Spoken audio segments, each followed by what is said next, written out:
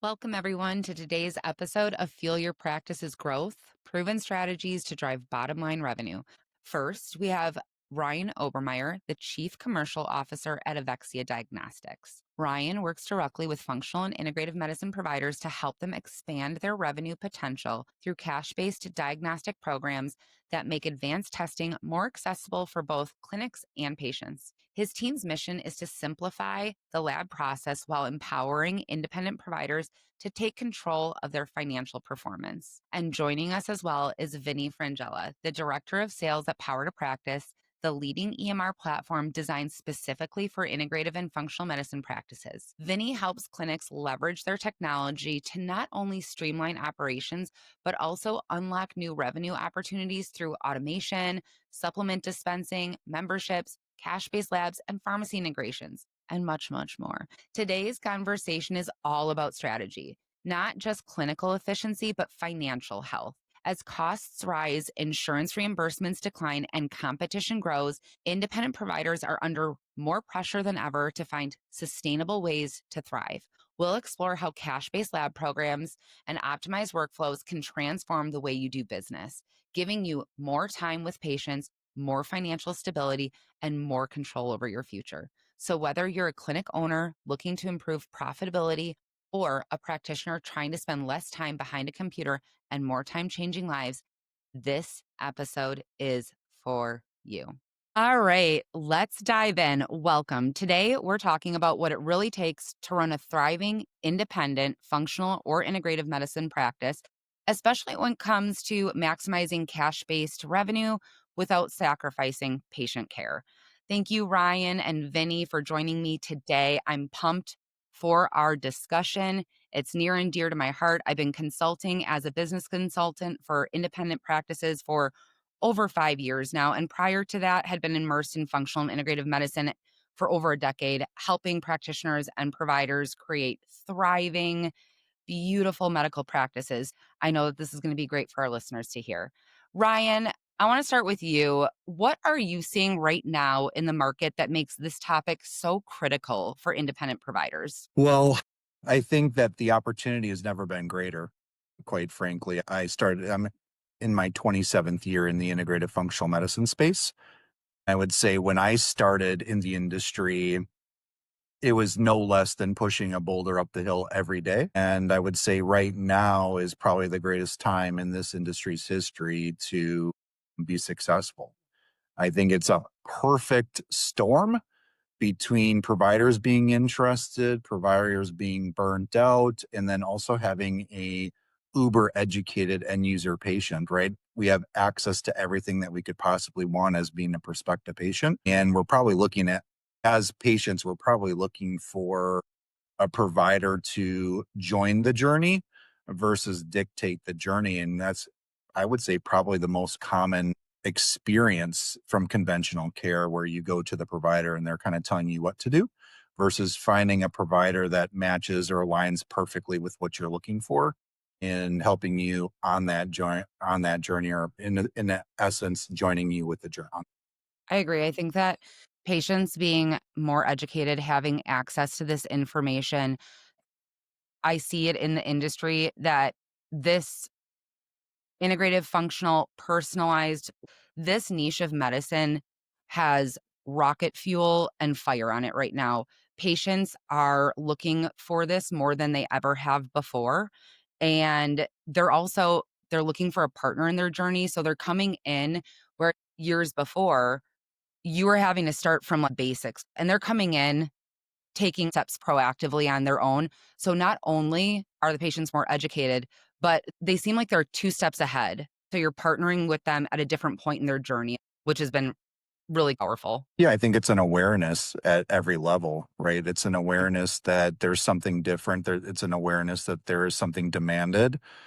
And I think both the provider and the patient alike can get to the finish line on where they see themselves. Honestly, I think many providers that enter into this space, they enter it because they themselves, a family member, a friend, got ill, didn't get answers, and got some results. And little by little, those things that they experienced personally start trickling into their practice. And then ultimately, the results can be denied. And Right. so I think ultimately, I think where we're at in history, I think the provider is certainly on the path to the finish line. And I also think that the end user patient or prospective patients are also on the same journey. Yeah. And I think they're going to get there, honestly. I agree. And I think that they're becoming more educated with not only the their education in like lifestyle and about this type of medicine, what they're seeking out, but insurance and cost. I think cash-based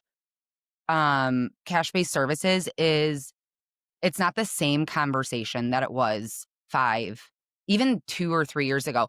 People understand that this type of medicine can can be delivered in a cash-based model and that insurance can stifle your partnership with a provider.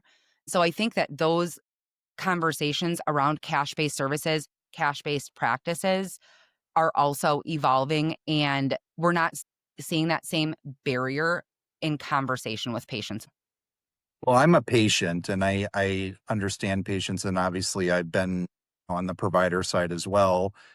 I think for the most part, prospective patients and current patients, they recognize if I'm going to see a provider outside of conventional care, there's going to be a little out of pocket above and beyond what they're probably custom to with conventional care. And honestly, I know where our conversation is going to head today. You Insurance has never know with completely me. changed. Insurance has completely changed. It's, back in the day, I'm too young to know, but I've heard back in the day, patients were upset that they had a $2 copay, right? I And that just wish. isn't today. We know that probably the best insurance you can get or one of the best plans is like a PPO. Well, we know that that's on the decline while high deductible healthcare plans are on the rise. And it's roughly 7 out of 10 patients are either have high deductible healthcare plans and they don't have the PPO or government insurance, right? Medicare, Medicaid, and TRICARE, which tend to be pretty good insurances for the covered life, essentially. So, Yeah. And yeah, I I think think insurance has completely changed. another thing, and Dr. Peterson and I discussed this on one of our Forum Health podcasts, talking about insurance. It's there for emergencies. It's great. If you get in an accident, our communities all are starting to see that if you want to take your health into your own hands, if you want to be proactive, if you want to heal, then insurance is probably going to be that band-aid fix again. It's not going to cover what it needs. So, Ryan, I'm curious, since we're talking about cash-based services today, what are the most overlooked revenue opportunities in functional and integrative medicine practices that you see? Well, I think honestly, wherever there's hidden costs, and you know this, I think both of you guys know this, so I know I'm preaching to the choir, but I think a lot of physicians, let's just take where I'm at right now with laboratory testing, is the nomenclature that gets used is time and motion. So basically, it's the hidden cost of having or by offering labs in your practice. It's the idea of placing order, receiving boxes of supplies, putting the supplies on the shelf, placing in a lab order for a patient, getting results in. If it if you don't have a complete integration with an EMR, now you have a front of the house staff dragging and dropping PDFs. Then you, as the provider, you have to go in there and you're toggling back and forth between PDFs. These are all hidden costs. And I think both of you would agree every service line in the practice, there is hidden costs. Absolutely. And I think when you consider, again, time and motion, when I was with Forum Health, certainly we wanted to monetize everything. We knew that everywhere there was hidden costs. And when you start looking under the hood, I think most healthcare professionals who own their own practice, they don't consider that because they're paying themselves ultimately. Mhm. But again, I wouldn't know if there's any particular service line that's better than the other. What I would do is, increase profitability, reduce costs, and understand time and motion, and everything costs money. And if you're Mhm. not monetizing 100% of what's going on in the practice, and it has to be 100% of what's going on in the practice. Ultimately, you're losing money. And there's also the risk, of is your practice viable anymore because you've ignored the hidden risks. I think I see a lot of clinics, they start with the basics. They charge for their time because that's what they're used to charging for. Yep. They charge for supplements, nutraceuticals, things that they can stock on the shelves. IVs, they gotta mix up. There's get that. When I see integrative in medicine practices, some of the things that I look for with mergers and strategic partnerships is the hidden opportunities. I think pharmacy, having build direct to clinic and getting that out to the patients, whether it's stocking it in clinic or whether it's having it shipped directly to patients, it's really convenient. There's such easy ways to pick up margin in the clinic that way. You're already submitting the prescription and they Or already have to check out with yeah, you. Same my thing with current world of labs. lab testing, right? So Yep. I think and so again, I've been in this space for 27 years, only been with my current employer, Evexia Diagnostics, for 2. And it does take a while to have enough observation and recognize enough pain points. But I think the pain point that we've really hit on the pain point for this service line in the practice with lab testing, the Hmm. pain point is not monetizing labs. Yeah. And I get it. Again, I'm a patient. I talk to my wife about this all the time. I'm kind of done buying warranties. They just tick me off because you can't build something good enough. So you make me buy insurance for the thing that you built crappy. And then it I'm going always back to this runs idea. out. The warranty's always up when it actually breaks too, right? And so it's this idea of nickeling. Well, a couple things, nickeling and diming. I think that's what we're talking about, right? It's being at Hmm. Starbucks and then you turn the thing over and you're like, you do want me to tip you for the job that I'm supposed to do anyway? Yeah. So I think providers recognize that, and I think they understand that. So part of the argument to not monetize lab testing is, you know what, I'm making money on the IVs, I'm making money on the supplements, I charge for my time. I charge good money for my time. I charge $500 an hour. That's good money. So I understand that because again, I'm a patient, and then obviously I have on the provider side as well. And then I also think most providers in general have compassion for their patient and they empathize with their patient. And I think that might even be escalated, augmented, amplified in the integrative functional medicine space. And so they kind of almost say, you know what? I'm going to show my patients I care for them. And I'm going to run a cash practice, but we're still going to try to somehow finagle running labs through their insurance. And probably what we'll talk about today is that's going to create a lot of problems. So out of the goodness of their heart, they're putting patients in a position that 7 out of 10 times is actually going to be the inferior position for the patient. Right. I agree with that too. When it comes to services like pharmacy and labs, for a lot of practitioners, there is this mindset. They were trained and raised in a traditional and conventional setting, already a mindset there.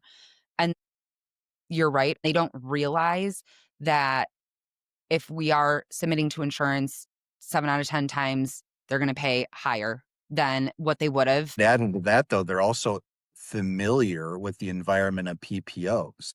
Yeah. And PPOs are going away. I mean, you can type in a chat GPT, they're actually falling off a cliff while high deductible healthcare plans are really skyrocketing. Right. And so the other thing that I would make a comment on too. So again, I truly do believe this, and hopefully it comes off this way.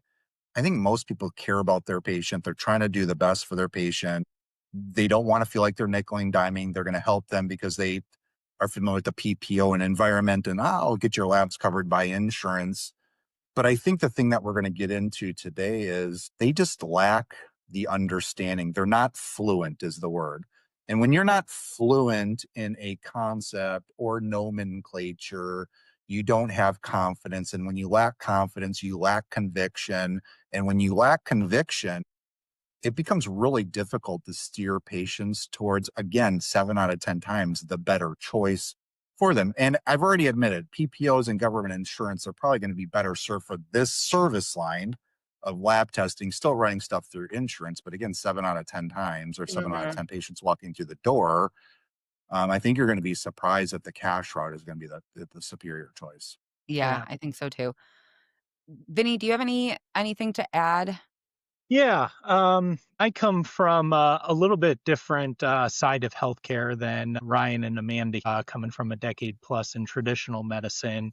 And it is one of the things that got me very excited about the opportunity in the functional medicine space is how frustrated not only was I as a patient, but how many of the providers that I was working with on the traditional side were kind of railroaded by these healthcare systems, these EMRs, these algorithms that spit out another medication and recommendation. Their services are tied to patient reimbursement when it comes to insurance. So it comes down to that educational piece and how confident getting that message across to your patients is, because it is something coming from all honesty and transparency.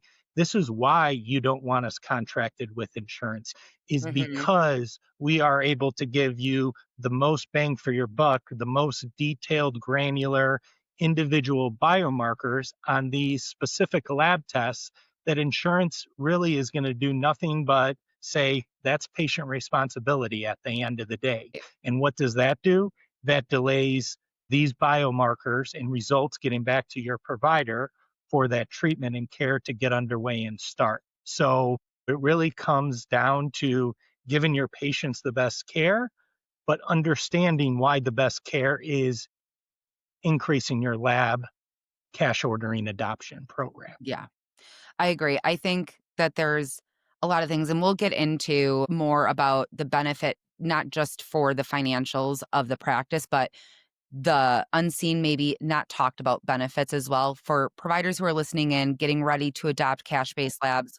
We'll get into that for a second. I do want to go back to when I look at the financials of clinics that do not incorporate cash labs and or pharmacy services, which I think are the two service lines that I see absent when I evaluate clinics, or those are the most common two. I see IVs, I see the nutraceuticals, the time, the programs, all of those things. But those two are probably the most commonly not leveraged in clinics. And there is a huge gap between profit margins in clinics who have those adoptions versus other clinics who do not. I would say on average, I would look at 8 to 12% margin without cash or pharmacy. And with those two, which there's not a ton of added administrative or hidden costs when you charge for those either, those margins start to climb 20 to 30%. And that is significant in a medical practice, especially in integrative and functional medicine practice. That is 2 more MAs. That is another RN or 2. I mean, that can Yep. change the workflow and efficiency as well as the work-life balance on the providers, the staff. And so increasing your margin and profit margin for clinics really it does have a patient level impact as well. You're able to staff better. You're able to get back to patients faster. You're able to hire that next practitioner so that there's no more wait lists. There should not be any guilt with improving margins because it only allows you to serve your communities that much better. And when we started implementing cash-based um, labs more in Forum Health, and now that is a standard practice that we follow. There were a lot of things that we had to work with our providers on to overcome some mindset stuff. And we worked through it. So for clinics who've never offered cash labs before, where do we start? If we want to do cash labs, what are the first few steps that we need to take? Vinnie, I'll let you start. I would start with whole staff education. And I want to emphasize whole staff education because not only is it important that the providers understand the benefits that their patients and their clinical are going to experience, but let's understand and let's be honest that a lot of times the provider recommends that in the consult room has a cash lab conversation with that patient. But that checkout process actually happens at the front desk. So it is important that anyone that could have a hand in this patient's care and their visits through the 4 clinical walls or virtual walls, they need to be well versed in why we are doing this program, the benefits that the patient sees from upfront pricing, no needs for insurance, paying someone you trust here at our clinic with discounted rates for a faster turnaround time and for privacy. And so making sure that that whole team is well versed is number one. Number two, we at Power to Practice help out with in-clinic collateral because we're always waiting for those providers. We're always in consult rooms, waiting rooms. We're waiting to check out at the point of And at the end sale. of the day, they're gonna have a conversation at checkout about it. Having that collateral there really does plant the seeds. Leading. It helps lead that conversation a little bit more. If I could take one step back from all staff education, which I fully agree. It does not stop at the clinician. It doesn't stop at your office manager. It is everybody because they're asking your RNs, they're asking the MAs, all of the stuff. Everybody should be trained and understand. But you have to, one, understand the why. Why am I implementing cash labs? You have to be in a mindset that you as a clinician have to be the first adopter of this. You have to believe that this is the right decision for your clinic. One, to improve margins, know what you need to do. And what are you going to do with those margins so you understand the value that that's bringing into your practice for you and your staff. Also, what is the value that you're communicating to your patients? So, one big thing that I thought was such an aha moment for me when I was implementing cash labs was, like you said, the privacy component. When we were doing integrative and functional medicine labs, we tend to order a little bit more than a traditional conventional provider does. So, we're going to uncover some things most likely that a conventional practitioner might not have ran or identified unless you were really asking for it. And so when a patient chooses insurance and they have an antibody that comes back and says, "Oh, guess what? You have an autoimmune disease." Now the insurance company knows that. But as integrative and functional clinicians, we know that we can do a lot to correct that, get those blood markers down. And when you use insurance, your insurance company knows that patient has that label now for life. Insurance or rates going up because you have a new diagnosis, and there was something we could do about it. That's one big thing that a lot of providers can connect with Sure. as a why behind this, because you are offering this in favor of your patient right now. Well, and you just have to be honest with the patient of, hey, yes, I can print you that super bill, but you have to be ready for denials, patient responsibility, more supportive evidence, a delay in getting these labs and these test results done, and that's doing nothing but being fully transparent with your patients and then encouraging them to say, this is why we recommend our cash lab program, because you could leave here today, or if you Mhm. have an on-site draw, start getting that, done right then and there. Right. I have 7 out of 10 people are going to get that it's patient responsibility. It's going to get denied. I've looked at a lot of cash-based pricing. I had my own labs ran through conventional, and I ended up paying $900 for labs.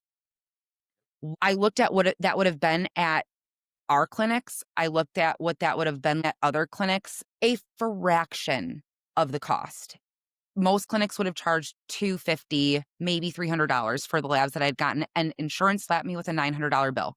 And so I think that those denials they're a really big deal. And Was that a balance bill then for you? Mhm, mhm. That's fairly common. And if you go back to like pricing, and this is a really broad brush stroke, so bear with me. This is just the nature of the beast with labs. It does matter what area of the country you're in, what insurance company you're working with, Absolutely. and what insurance plan the employer wants to make available to its employee population. But in general, what I hear is reimbursement for a CBC, which we all know is probably the most basic blood chem test you can do. Reimbursement historically or typically right now is between $80 and $90. Cash-based price performed by the same lab, same test is 27. And then the Evexia price is a fraction of that. So everyone's heard the idea someone went to the hospital, you start looking at the invoice and you're like, they charged me $13 for an acetaminophen pill, right? Well, we know $13 is above and beyond reasonable and customary for an acetaminophen pill. But when they back bill lab testing, that's what they're back billing. They're back billing you the $13 acetaminophen pill and not a 13-cent acetaminophen pill. That's what they're back billing you. Yeah. And so pricing becomes really important, not only for the cash outlay to the patient, but in the case that, hey, if they decide to go the insurance route, it is important to know what is the reimbursement rate of those tests, and you could get hit with a $900 bill, which once again, I'm guessing some of those tests are probably not covered by that insurance plan, or it went above and beyond the negotiated rate. So you're just going to get hit with that. Yeah. And there's evidence in one of my slide decks that a hospital in California got reimbursed, I think it was like $7,200 for a CBC. So it's kind of the wild, wild west. If you are a clinic and you're interested in offering cash labs, or you've been considering it in the past, I think one, understand your why and the benefits for you, your practice, your patients. This is beyond the financial health of clinics, but there's also so much worth in having a profitable financial functional medicine clinic. You can serve so much more, but on the back end of that too, you are doing this in favor of the patients. They're typically going to pay less. They're going to have privacy from insurance companies, and you're going to be their superhero. So, number one, a mind shift is necessary. Vinny, I think to step number two is all staff training, get that collateral in there and understand what that conversation looks like with patients. I do mock conversations, practice it with your staff, have a little lunch and learn, and, practice, role play, do the thing, ask the hard questions so that you know what those answers are or what answers you need to find in order to have that educated conversation. Those are the first two big steps. It's not going to be 100% ordering adoption like the drop of a dime. Right. Rome wasn't built in a day. So we need to understand that it starts with, one, then you build from there, because Absolutely. we need to, fine tune that conversation, find the right, pieces of collateral being messaged, whether in clinic or digitally or a combination of the two.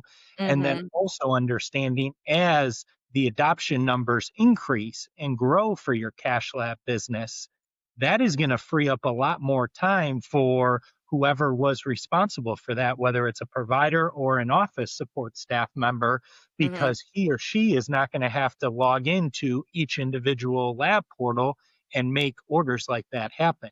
That's all done within our integration with Power to Practice as a huge time saver. So the benefit, as you have these Efficiency. successful conversations, that census now has the ability to maybe accept a couple more patients Yeah, on the and I bottom think line.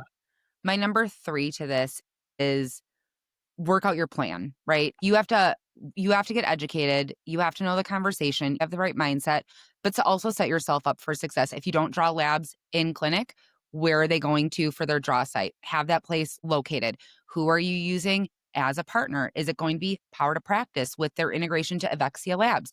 Meet with them and get trained. It's working out the steps and identifying who's owning what. And I think that the kind of impact, if you are intentional about this, if you plan this, I'm talking a rollout plan, because the financial opportunity that I've seen in our clinics have transformed practices. Hiring 2, 3 more providers when they thought they could have another provider. This can transform a practice and a community in general. Having a plan that when you look at, if you've been not offering cash lab services for a while, I think there's this rollout. You need to consider sending out communication in advance to let them know this change is coming. And you have to set up the trainings and start having that proactive conversation with patients about the pros with it and what you're willing to still do. I do think that part of the steps necessary is also communicating and educating your patients. But once that clicks, it is Yes. magic in the clinics. My comment on it is, if you're going to do like a prior rollout before it becomes available, make it a value add. Don't Absolutely. be like, oh my God, this is like a downer. This is like, oh my God, you can now do that. We're now No, accepting this is an this. exciting thing. For me, this is exciting, and that's how you have to shift your mindset too. We are helping patients. We are building a profitable practice.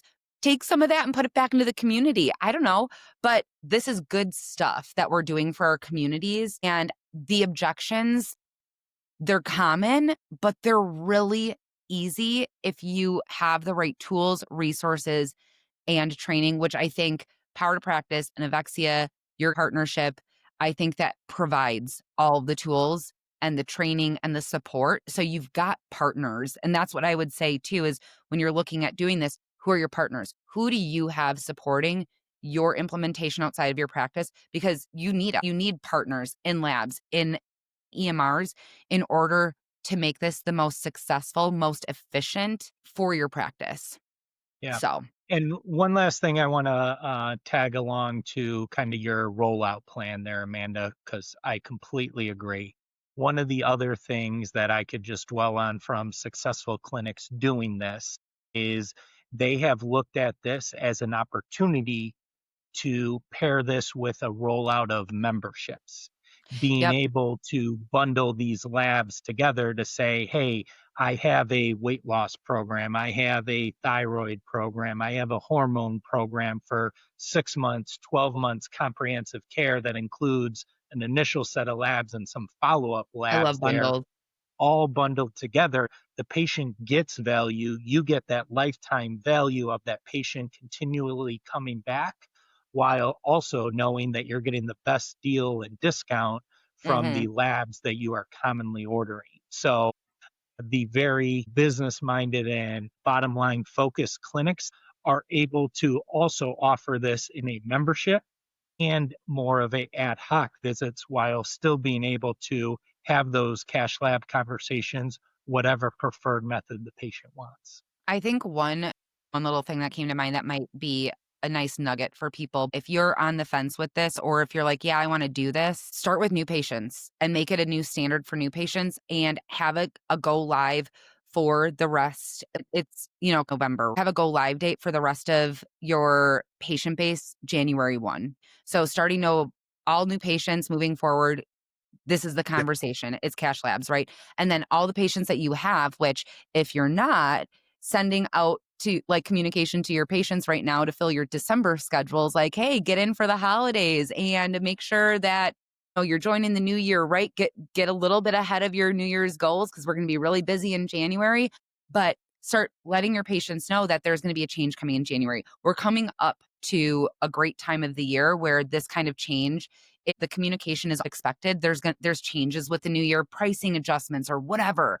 New things are coming this year. Patients expect communication of what's changing with your practice in the new year. Take advantage of it. Do something different on January 1st. Offer cash labs. Start with your new patients right now. That's going to give you a month of conversations with new patients. It's going to build you and your staff's confidence in these conversations. If you get started slower with just the new patients and then you hit go in January, you've had a little bit of practice. Maybe you see about 20 new patients a month. And so you've had 20 conversations in December. And then when January hits, everybody in the office is confident. Wow. That's Yeah, my great. comments on that is just simply with the new patients and starting there is you're training patients. Exactly. Yeah. This is the way we do things, right? I know when I was in supplement sales, I would say I trained my customers. They knew when I was in the office, I would be walking out with an order. Like they just knew that they'd be placing an order with me. And it's Hmm. kind of the same idea, right? You're training the patients who are new, and then however you want to roll that out to your current patient base makes sense as well. I agree. Yeah. There's always ways to perfect that's why I love being a business consultant because there's always just like one little area of opportunity. There always is. But Yeah. even small things like not using the word but, right? I understand that insurance is nice to have. And instead of that but word, right? You're undoing cash labs are great, but don't say but. Labs are great and they allow us to explore deeper and further without red flagging you to your insurance company without sounding the alarms. And it's great that we get to do that together. It's small things, just tiny things. And having best business practices, check-ins, and staff meetings regularly, whether you're doing it weekly or bi-weekly, have cash labs as part of your best business practice. Have those staff meetings. How did it go? What challenges? Did somebody get a question that they want to share so we can bounce off of each other? Those meetings evolve into what can we do 1% better now? Switching out a Yes. word? Cool. It doesn't seem that Yep. hard in 3 months from now. Yeah. Yeah, I Right. agree. I always like the idea of doing a weekly huddle. I Hmm. know with business owners, they're really concerned because they're like, I'm paying my staff for an hour and we're not generating revenue for that hour. but 1 hour a week, what we experienced when I was at Forum Health in one particular practice, to go unnamed, dramatically impacted the culture of the local practice. And it really is a sure way to get really close to 100% alignment across the board. So even like the communication that you mentioned earlier, hey, we're going to be excited about this. Like we mentioned, this isn't going to be, oh my gosh, this is what we're switching to. It's going to be an and. We're going to offer specialty labs at cash, and we're now going to start offering blood chemistry at cash-based labs, cash-based labs as well. So I like everything that you're saying. Yeah. I think that as integrative and functional medicine practitioners and practices, there's a component that most of your patients, if you're doing specialty labs like Genova, and there's already a cash component to labs, you just haven't taken the full deep dive. And I challenge any practitioners who haven't taken the deep dive, do it. It is incredible what you can do with your patients, with your community, with your work-life balance. It's incredible. So, Vinnie, I want to ask you, how can P2P's built-in tools, I know we've got pharmacy integration that launched, we're improving workflow efficiencies for scheduling. Obviously, we have cash-based labs. We've got our partnership with Evexia, online scheduling. How can these tools unlock revenue streams for practices? I would say that really, whether you are brand new to functional medicine, coming over from the traditional side and just getting going with your practice, even in a part-time capacity, Power to Practice has tools for that solo provider all the way up to a group of providers working through multiple clinics. And what really we try to hit on is, as you grow and your clinic grows, Power to Practice has more tools for that growth. So you're not going to be outgrowing Power to Practice. We're going to be growing side by side and being with your success in mind to hit those benchmarks for whatever we want to focus on. Where a lot of providers see immediately value is being able to tap into our discounted rates when it comes to partnerships like Evexia here and what we have on the compounding pharmacy side. We also, with the memberships that we just rolled out here in 2025, being able to build your own memberships, have a mixture of provider visits there along with, labs, and then be able to set it and forget it with reoccurring billing. The little things of taking some of the administrative burden off the plate there and allow you to focus more on your patients, which in functional medicine is really what we're trying to drive and deliver to our patients. So the goal of Power to Practice is to have an EMR system working side by side for you, not putting that burden onto our providers and their staffs that I know I have to document here, but this is a inefficient way to document. We want to give you the integrations and the tools to make everything a couple clicks of the mouse from one system to have access to anything you and your patients would ever need. Yeah, I think that what efficiency, no matter if you're big or if you're small, right? Efficiency means more bandwidth. More bandwidth means more time your clinic and staff get to spend with patients directly, improving patient experience, retention, and just overall. When you free up bandwidth, time is the one thing we don't get more of. We all know that.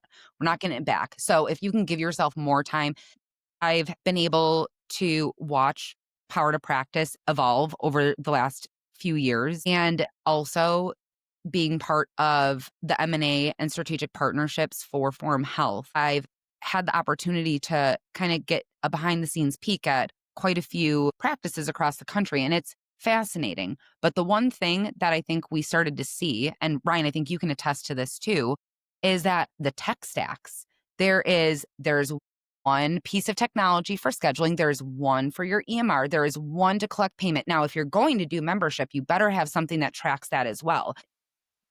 Technology is a blessing, but at the same time, all of these stacks create such small but big micro inefficiencies in the practice, which if you think of a micro inefficiency, one, not a big deal. If I had a water balloon and I was just poking little micro holes in it with a needle, one little leak, two little leaks. But when you have 5 or 6 or 7, that thing pops, right?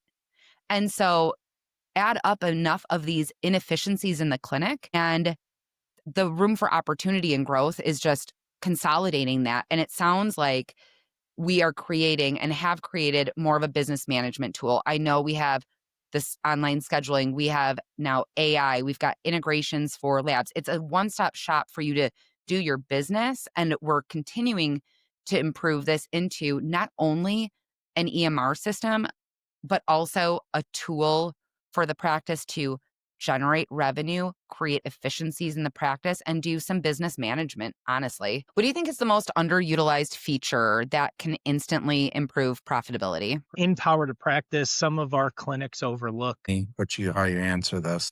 I was going to say, the, we already know the Ryan's answer. He's just a tad biased, but well, I'm labs, going to let labs her, and pharmacy, I think, are a given. Let's just yeah. throw that out there. I think labs and pharmacy and integrative and functional medicine is underutilized by independent practitioners.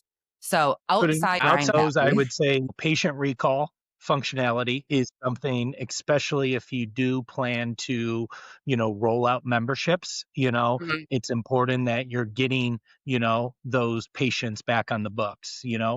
I think a cross, kind of healthcare example is dentist office. Who Hmm. doesn't go to the dentist office and leave that cleaning with another visit on the books? Yeah. 9 out of 10 times I move that appointment around, but I'm on the books, Right. for that return visit.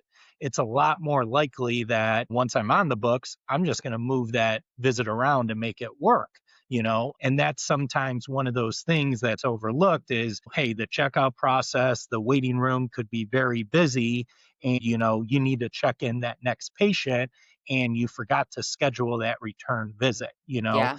making sure that you're tapping into the recall functionality and having the provider say, I want to see that patient Ryan in 2 months from now. Yeah. By then, he will have, new lab results that I just ordered for him, and we'll interpret those results at the end of the year.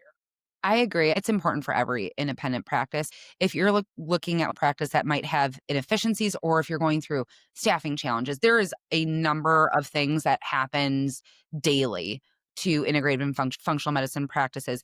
But the patients that you are seeing today should be on your schedule for your follow-up. The patient acquisition strategy, this is a demanding space. There's a lot of competition in this market.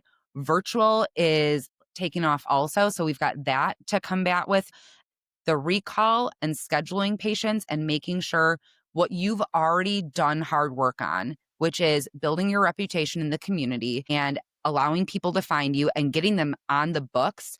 That's the hardest step, is getting them booked for that new patient appointment. Why do you want to give up their follow-ups? The recall is really important because the cost of patients acquisition is going up Yeah. and competition is increasing. You got a lot more competition for paid advertising. Don't lose your current patients because you forgot to follow up. This one patient crossed my mind. I haven't seen her in 10 months. I wonder how she's doing. Do you know how many more patients you could probably think of if just one of them crossed your mind? There's a whole lot of opportunity out there for all the other ones too. So, how do clinics successfully roll out these tools and get their team on board? Is it just scheduling time with you and your team, Vinnie? Or is there some sort of a magic sauce to this? Is it easy? Is it hard? How do these guys roll this out? Couple different ways. If you already have a Evexia account and login, that's great. We will basically then be asking our clinics for a unique identifier that then myself on the Power to Practice side works with my dev team and the great dev team over at Evexia Diagnostics to basically make that unique identifier integrate into your Power to Practice EMR system. Then it would go about with kind of training and onboarding, talking through kind of goals, aspirations, how you plan to roll this out, what the fee schedules and how you guys plan to show this and bill and recoup some revenue to your patients, whether it's flat fee, percentages, rolling out of memberships, or a mixture of a couple of those options. And then basically from there, you have access to make these orders happen in P2P. And then the extended version, if you have never signed up for Evexia Diagnostics, that would be the first step. Getting access to their platform, signing up as a provider. From there, we will have a conversation about the integration. If you're totally new to Power to Practice and this conversation is of interest to you, I would highly recommend you join our watch demo link and get some time with either myself or our account executive, Edgar. We would be happy to walk you through our functional medicine EMR platform, and then obviously spend some time highlighting what this Evexia diagnostic integration can bring to your clinic, your patients, and to your bottom line. I've worked with Edgar before. Shout out to Edgar. He is awesome. If you guys get an opportunity to demo with him, tell him Amanda says hi, and I can't wait to see him at A4M. I've loved this conversation today. We could go on and on. Gonna start wrapping it up for us, but we'll be back for more. Ryan, if you had to give a practice owner advice, if they wanted to free up 5 hours a week, what advice would you give them? I have two ideas. It goes back to where you're really imploring the audience to sit down with your team, top to bottom training, complete alignment. The E-Myth book, I've bought that book for probably 50 practices in my career. It was the best book that they have ever read for their business. And so it's E-Myth, and I think the original publication is out of publication. So you need to get, I think it's called Revisited. So that would be number one. Number two, give yourself 5 hours a week. I'm a firm believer in this. If you are a business owner, I think that you have to schedule Monday through Friday, if that's your clinic hours, 1 or 2 days monthly to get out of the clinic. And the idea is to work on the business as opposed to working in the business. When I started working alongside physicians and really recognized, I think Amanda and Vinnie can both attest to this, that they are looking day to day, maybe week to week. And I started talking to them about viewing their business in 6-month horizons. Yeah. So what does the business look at? 6 months, 12 months, 18 months, so on and so forth. And the only way you can do that is start looking or start scheduling some time off site. So I think it's really important. Know thyself. I think you have to understand, in what environment do I need to enter into flow state? And flow state, I mean by that is where the ideas are coming to me so fast, I can't even keep up. I'm writing so fast, I can't keep up with all my ideas. For me, it's two distinct areas. Number one, it's a very busy, noisy Starbucks. All that white noise allows me to get in the flow state. And then the opposite end of the continuum, when I go hiking, but I've recognized I have to hike alone, but you certainly get into flow state for that. It would be really wise to think of 3 questions while you're working on the business. What do I need to start doing? What do I need to stop doing? And what do I do so dang well, or my practice do so well, I absolutely have to protect it. So as you work your way through these 3 questions, what I need to start, stop, and continue, think of it at 3 levels: corporate, team, and individual. And you're going to have a whole bunch of answers under each of these questions. And then after that, you can kind of start grouping your answers together and create the plan that you need for next year. So buy the book, schedule 1 or 2 days monthly to get offsite, get in a flow state, work on the business, and as opposed to in the business. Challenge. One of the key takeaways for sustainable growth comes mastering the systems that power your practice. If you don't know the systems that are powering your practice, then you definitely have inefficiencies. Mastering the systems that power your practice. And another is the whole team. Make them part of the conversation, the trainings and the process. You're not doing it alone. You've got people there. Lean on your partners too and the resources that you have. Don't be afraid to ask for help. It has been wonderful breaking down some of the mindset barriers and the opportunities around cash-based labs in integrative and functional practices. I hope that this was a powerful podcast webinar for those listeners out there that helps you get more ready and confident to start taking action, to book that demo or schedule that meeting with your staff to finally implement cash lab adoption as a solution for your practice. And it was wonderful. We'll have to do it again. So Let's do thanks it. for listening and see you next time.